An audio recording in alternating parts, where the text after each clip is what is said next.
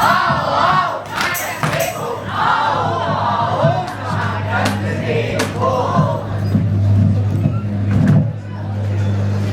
सुनो भाई सुनो सुनो, आज हमारी टोली, सुनो सुनो भाई सुनो सुनो, आज हमारी बोली, नाटक हमने सीखा है, नाटक हम दिखलाएंगे, सोच की इस खिड़की को खोल कर ही जाएंगे। सुनो सुनो भाई सुनो सुनो, आज हमारी टोली, सुनो सुनो भाई सुनो सुनो, आज हमारी बोली।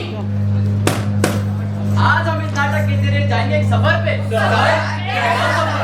इस सफर में कुछ किस्से, कुछ ऐसे किस्से जो देंगे आपको सोच में डाल कि क्यों है इस देश का ऐसा। टिंग टोंग, अगला स्टेशन कोलकाता। धन्यवाद। नमस्कार, मेरा नाम है शिवांश सिंह, कैमरामैन अनमोल के साथ कोलकाता से आ रही है एक दिल दहला देने वाली। कोलकाता में हुआ एक डॉक्टर के साथ गैंग रेप, पीड़ित को गंवानी पड़ी अपनी जान। हमारे देश के लिए शर्मनाक बात। दुनिया में हम आए हैं तो जीना ही पड़ेगा, जीवन है अगर जहर तो पीना ही पड़ेगा।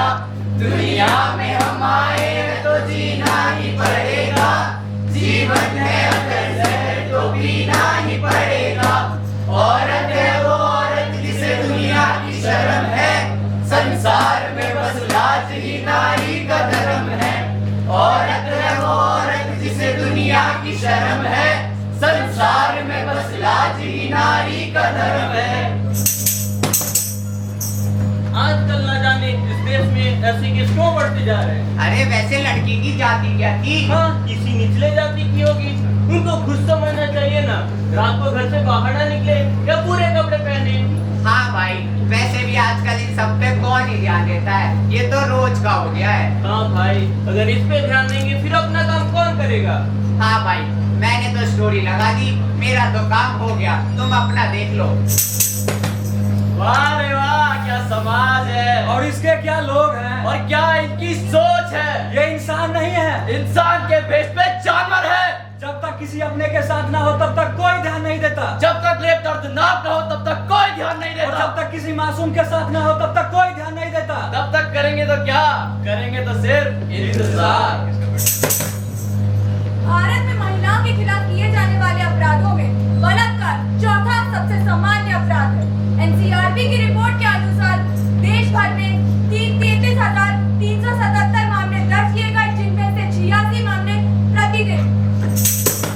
इस मुद्दे को सुलझाने के लिए कानूनी सुधार, पीड़ितों के लिए समर्थन प्रणाली और समाज में दृष्टि बदलने के लिए एक सामुदायिक पहल की आवश्यकता है। महिलाओं के लिए सुरक्षित वातावरण बनाना और अपराधियों को जिम्मेदार ठहराना अति आवश्यक है। पापा, मेरी 12th की पढ़ाई पूरी हो चुकी है, मुझे डॉक्टर बनना है। भाई, अरे पढ़ाई लिखाई में क्या रखा है? अब मैं सोच रहा हूँ तेरे हाथ पीले कर दूं, एक अच्छा सा लड़का देखकर तेरी शादी करा दूं।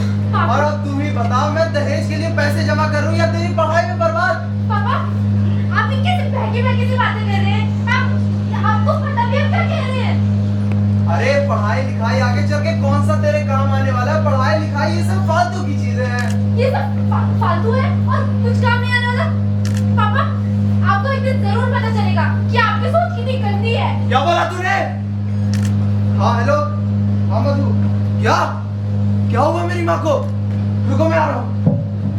नारी का क्या कसूर है, कसूर है कसूर, नारी का क्या कसूर है, कसूर है कसूर, नारी का क्या कसूर है, कसूर है कसूर, समाज को बता दे।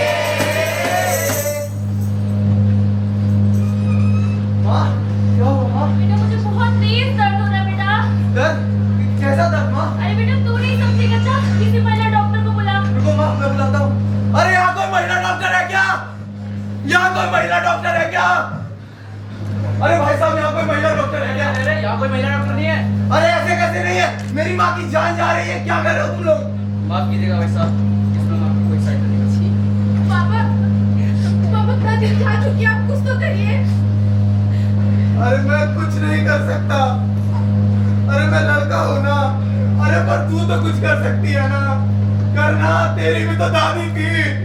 पापा, काश मैं कुछ कर सकती। अगर आप तब कभी ये समझ पाते कि एक लड़की भी डॉक्टर बनके किसी की जान बचा सकती है, तो आज मेरे जैसे कोई नारी आज मेरी दादी को बचा लेगी। ये पूरा कवर है, ये पूरा कवर है। अरे कैमरा अरे बेटा, मुझे तुझसे माफी मांगनी चाहिए। कहाँ पे? मुझे माफ कर दे मेरे बच्चे, और अब नहीं, अब मैं तेरे साथ अन्याय नहीं करूंगा। मैं तुझे पढ़ाऊंगा ताकि आज जो मेरी माँ के साथ हुआ है वो आगे किसी और की माँ के साथ ना हो सके, किसी और के अपने के साथ ना हो सके। 2024 में पुरुषों का शिक्षिता दर 80% है, जबकि महिलाओं का 60%। 20% का अंतर सिर्फ आंकड़ों का ही नहीं बल्कि आपकी और हमारी सोच का। आज के दौर में जब महिलाएं पुरुषों के साथ कंधे से कंधा मिलाकर चलती हैं, तो फिर ये आंकड़ों का अंतर क्यों? शिक्षा है नारी का अधिकार, ये है उसका सबसे बड़ा हथियार। अब इसे कोई रोक न पाए, नारी अब मंजिल पाए। कुछ लोग कहते हैं नारी का कोई घर नहीं होता, लेकिन हमारा यकीन है कि नारी के बिना घर नहीं होता। नारी हर रूप में हमारे साथ खड़ी रहती है। कभी चोट लगने पे माँ बन जाती है, कभी सीख देने पे बहन बन जाती है, कभी दिलासा देने के लिए बेटी बन जाती है, और जीवन के हमारी हमसफर बन जाती है। हम ना एक ऐसे महान देश में रहते हैं जहाँ नारी को देवी माना जाता है, सरस्वती माना जाता है और कई अन्य माताओं को पूजा जाता है, पर फिर भी हमारे देश में, हमारे भारत में नारियों को सम्मान, जो स्थान प्राप्त होना चाहिए, वह नहीं प्राप्त हुआ। अगर हम इन नारियों को समाज में उचित स्थान देना है तो उसके लिए आज हम आपके लिए कुछ उपाय लाए। हमें सबसे पहले लड़के और लड़कियों में भेद करना छोड़ना होगा। शिक्षा जैसी मूल सुविधा पर दोनों का बराबर का अधिकार होना चाहिए, और लड़कियों के साथ बलात्कार करने वाले जानवरों को कड़ी से कड़ी सजा देनी चाहिए। जब तक इन मूल्यों को नहीं अपनाएंगे तब तक हम बस एक दूसरे की कमियां गिनते रह जाएंगे। अगर आज हम अपने आसपास देखें तो महिलाएं न जाने कितने तरह के दर्द सहती है, लेकिन कभी हार नहीं मानती है। अगर हम उन्हें उचित शिक्षा व सहयोग दें तो न ही वो केवल देश में बल्कि देश के बाहर भी अपना जीत के परचम लहरा कर आएंगी। आखिर नारियों का दर्जा बाकी सभी दर्जों से बहुत ऊपर माना गया है।